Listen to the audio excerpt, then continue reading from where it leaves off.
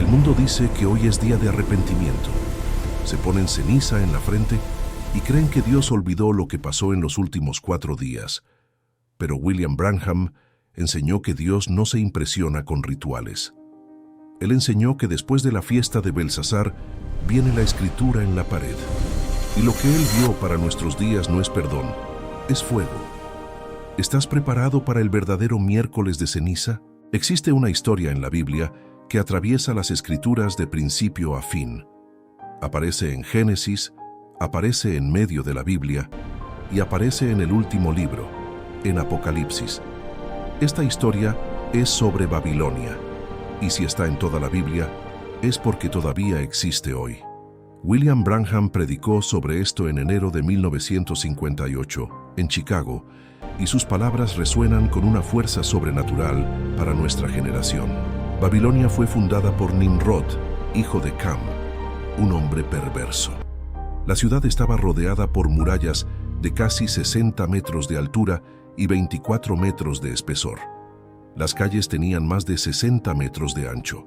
Las puertas estaban hechas de bronce macizo.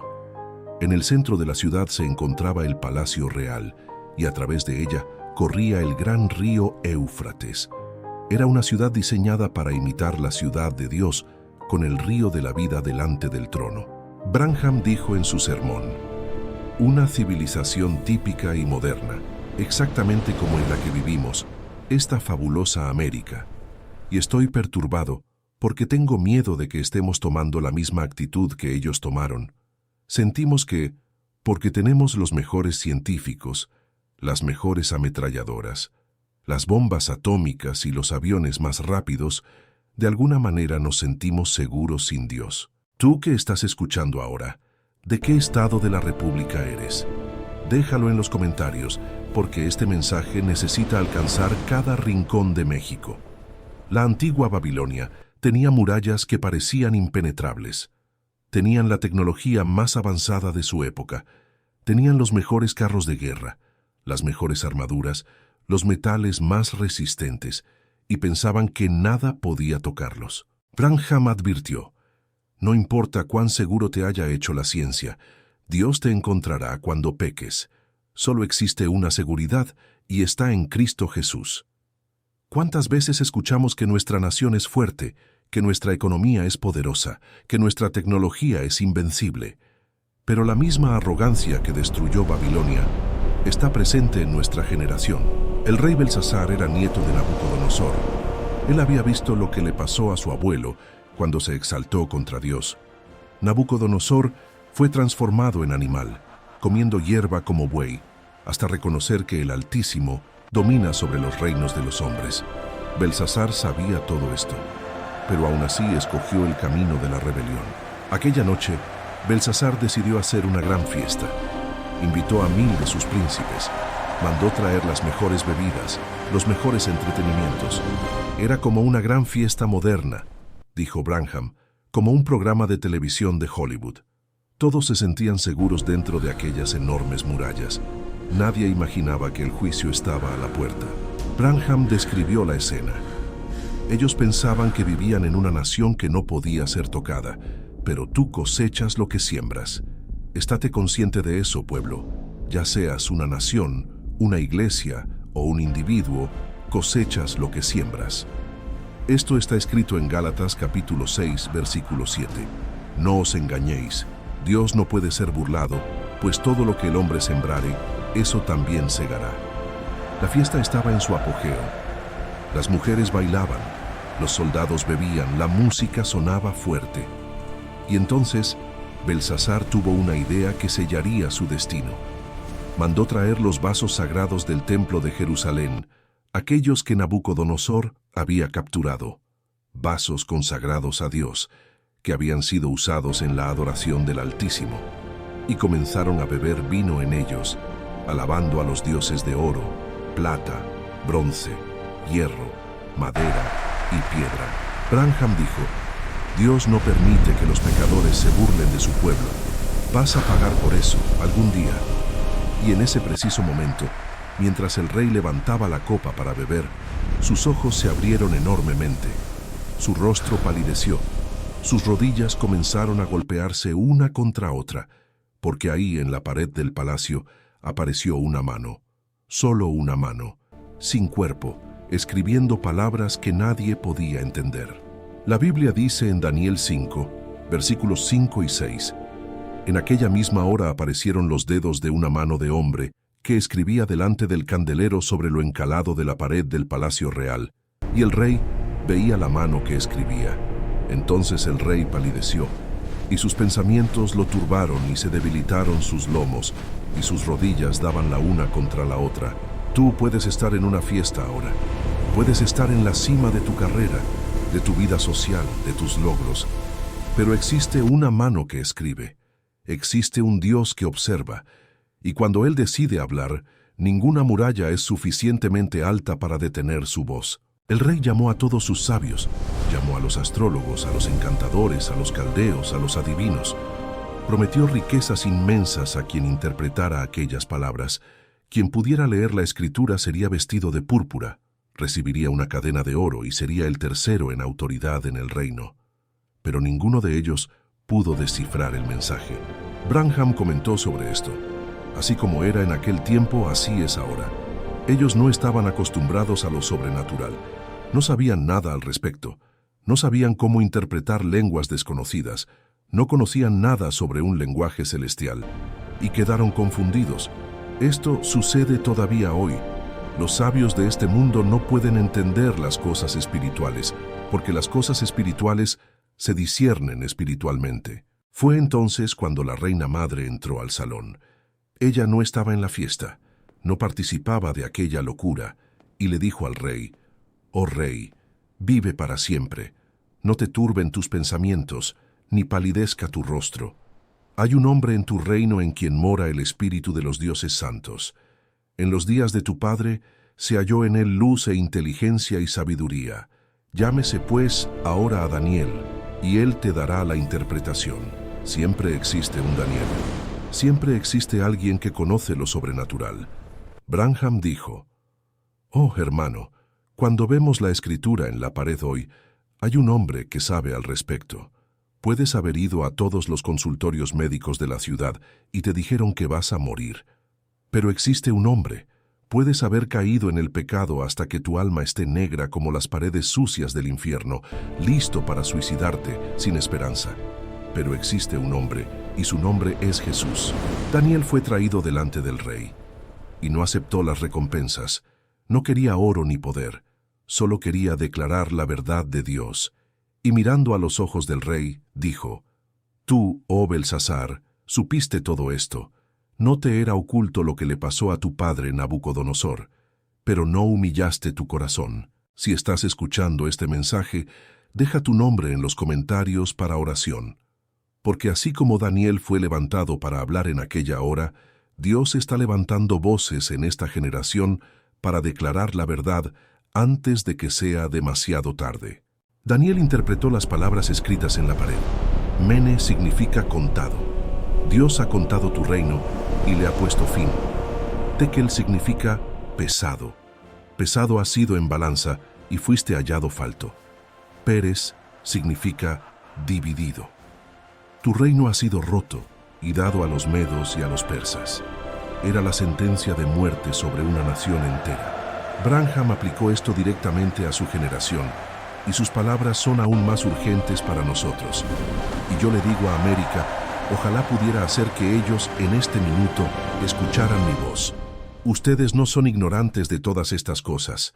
Así como las naciones antes pecaron e hicieron lo que nosotros hemos hecho, somos pesados en la balanza y hallados faltos. ¿Qué significa ser pesado en la balanza de Dios? Significa que Él examina no solo nuestras acciones exteriores, sino el corazón. Significa que Él conoce cada pensamiento, cada motivación, cada secreto escondido. Y cuando Él pesa una vida, una iglesia o una nación, usa su propia santidad como medida. No existe otro estándar. Branham preguntó en su sermón, ¿qué pasó con Francia? ¿Qué pasó con Alemania? ¿Qué pasó con las otras naciones que fueron tras el vino, las mujeres y la diversión? Siempre termina de la misma forma, y nosotros no somos inmunes al juicio. Dios es justo. La historia se repite porque el corazón humano no cambia. Cada generación piensa que es diferente, que es más evolucionada, que escapará de las consecuencias. Pero Dios permanece el mismo. Mientras Belsasar escuchaba la interpretación, mientras su rostro palidecía aún más, algo estaba sucediendo fuera de aquellas murallas. Los medos y persas habían desviado el curso del río Éufrates, cavaron un nuevo cauce para las aguas. Y mientras la fiesta continuaba dentro de los muros, los soldados enemigos marchaban por el lecho seco del río, pasando por debajo de las murallas que parecían impenetrables. Branham describió: justo en ese momento los guardias ya habían sido asesinados. Los soldados estaban en las calles, matando a los guardias del palacio. Estaban en las escaleras. En pocos minutos, el rey sería derribado. Todo ese pueblo borracho, hombres y mujeres que habían dejado a sus familias para participar en aquella orgía, todos serían destruidos por una nación cruel y sin misericordia. Existe una diferencia abismal entre religión y relación con Dios. Belsasar era religioso. La Biblia dice que alababan a sus dioses de oro, plata, bronce, hierro, madera y piedra. Tenían sus rituales, sus ceremonias, sus tradiciones, pero no conocían al Dios vivo. Branham confrontó a su generación con palabras que penetran hasta hoy. Estás demasiado ocupado viendo televisión, jugando cartas, bebiendo cerveza, asistiendo a fiestas, pero hay un momento en que vas a clamar a Él. Eso es seguro. La religiosidad externa no salva a nadie. Ponerse ceniza en la frente no borra el pecado del corazón. Asistir a una iglesia no transforma el alma. Conocer doctrinas no sustituye conocer a Cristo. Branham dijo algo que muchos no quieren escuchar. Puedes ser metodista, bautista, pentecostal, nazareno, católico. Estás perdido hasta que te conviertas en de Cristo y Cristo entre en ti. Es el nuevo nacimiento por el Espíritu Santo. No es la denominación la que salva, no es el ritual el que salva, no es la tradición la que salva, es la transformación interior obrada por el Espíritu de Dios. El profeta Isaías ya había advertido sobre esto siglos antes. Este pueblo se acerca a mí con su boca y con sus labios me honra, pero su corazón está lejos de mí, y su temor de mí no es más que un mandamiento de hombres que les ha sido enseñado. Jesús repitió estas palabras a los fariseos de su época, y Branham las aplicó a la iglesia moderna. El verdadero miércoles de ceniza no es sobre un símbolo externo, es sobre una realidad interna, es sobre reconocer que somos polvo y al polvo volveremos, es sobre humillarnos delante del Dios Santo, no con gestos vacíos, sino con corazones quebrantados. El Salmo 51, versículo 17 declara: los sacrificios de Dios son el espíritu quebrantado, al corazón contrito y humillado no despreciarás tú, oh Dios. Job, después de encontrarse verdaderamente con Dios, declaró: por tanto me aborrezco y me arrepiento en polvo y ceniza. No fue un ritual religioso, fue una transformación profunda delante de la majestad divina. Era la respuesta de un hombre que finalmente entendió quién es Dios y quién era él mismo. William Branham predicó extensamente sobre las 7 eras de la Iglesia descritas en Apocalipsis. Y él identificó nuestra época como la era de la Odisea, la última era antes del regreso de Cristo. En su sermón sobre esta era, predicado en diciembre de 1960, dijo: la palabra Laodicea significa tibio, enriquecida en bienes, pensando que no necesita nada. Pero la Biblia dice que es miserable, ciega, pobre y desnuda. Jesús dijo a la iglesia de la Odisea en Apocalipsis 3, versículos 15 al 17: yo conozco tus obras, que ni eres frío ni caliente. Ojalá fueses frío o caliente. Pero por cuanto eres tibio, y no frío ni caliente, te vomitaré de mi boca. Porque tú dices: yo soy rico y me he enriquecido, y de ninguna cosa tengo necesidad. Y no sabes que tú eres un desventurado, miserable, pobre, ciego y desnudo. Branham fue directo en su evaluación. Él no elogió a esta iglesia. Tenía una queja contra ella, no un elogio. Con toda la luz que tenían y se volvieron atrás, no necesitaban elogio, necesitaban reprensión y la recibieron. La iglesia de la Odisea representa una generación que tiene acceso a toda la verdad, pero escoge la tibieza, que conoce el camino, pero prefiere la conveniencia.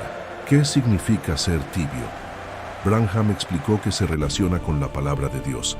La iglesia tibia no rechaza completamente la Biblia, pero tampoco la abraza con fervor.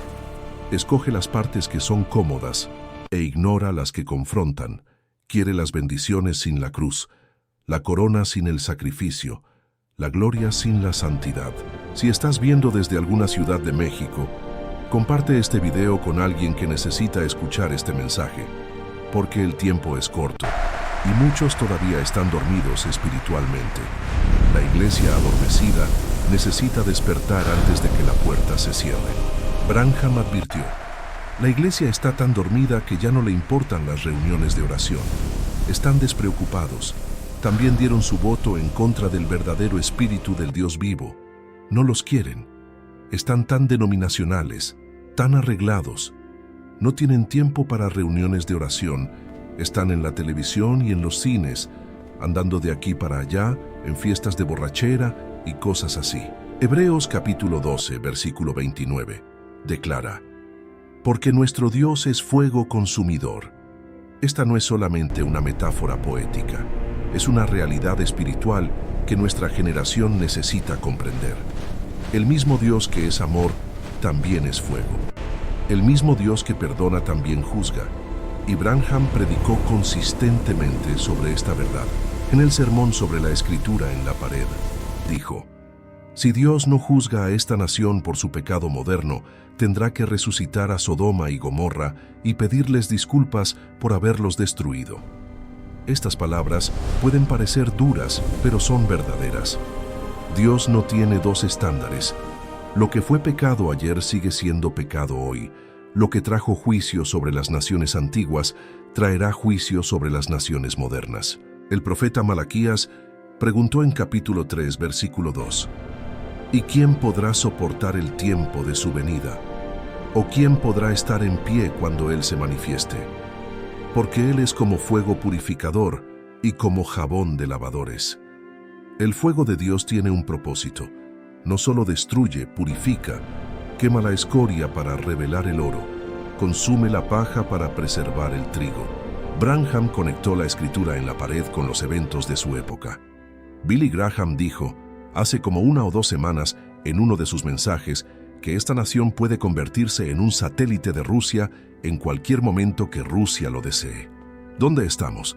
Y entonces confrontó directamente: ustedes compran los discos de Elvis Presley y se quedan en casa lejos de la iglesia. Son pesados en la balanza y hallados faltos. ¿Qué pasó? Hay una escritura en la pared.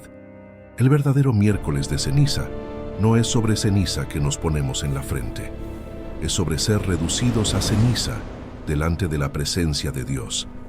Es sobre que todo orgullo, toda autosuficiencia, toda confianza en la carne sea consumida por el fuego santo. Es sobre reconocer que sin Él no somos nada, no tenemos nada, no podemos nada. Branham declaró al final de su sermón: si te vas a la cama esta noche con tu esposa, mañana ella puede haber desaparecido. Papá y mamá pueden besar a sus pequeñitos para que duerman esta noche, y mañana por la mañana la camita puede estar vacía. El arrebatamiento está más cerca que cualquier catástrofe mundial. Y la pregunta que queda es: ¿estás listo? Aquella misma noche en que la escritura apareció en la pared, Babilonia cayó. El rey fue asesinado. El imperio fue dividido. Los medos y persas tomaron la ciudad. Todo sucedió en cuestión de horas. Los que estaban borrachos en la fiesta no tuvieron tiempo de huir. Los que se burlaron de las cosas sagradas no tuvieron tiempo de arrepentirse. El juicio vino rápido y fue completo. Branham aplicó esto a su generación y a la nuestra. ¿Cuándo podría suceder esto? Antes del amanecer de mañana. ¿Quién lo va a detener? Inténtalo. La Biblia dice que va a suceder. Pero entonces trajo la esperanza. Pero déjame decirte, eso nunca va a tocar a la iglesia del Dios vivo. Ya habremos partido para ese momento. La invitación del Evangelio permanece abierta. Apocalipsis 3, versículo 20, registra las palabras de Jesús: He aquí, yo estoy a la puerta y llamo. Si alguno oye mi voz y abre la puerta, entraré a él y cenaré con él y él conmigo. Él todavía está tocando, él todavía está llamando, la puerta todavía no se ha cerrado. Branham hizo el llamado en su sermón. ¿Vas a aceptar por la persuasión de mi voz a Jesucristo en esta hora? Arrepentíos y bautícese cada uno de vosotros, dijo Pedro, en el nombre de Jesucristo para perdón de los pecados, y recibiréis el don del Espíritu Santo, porque para vosotros es la promesa, y para vuestros hijos, y para todos los que están lejos. Existe un lugar de seguridad. No está en las murallas de ninguna ciudad, no está en la tecnología de ninguna nación, no está en las riquezas de ningún banco.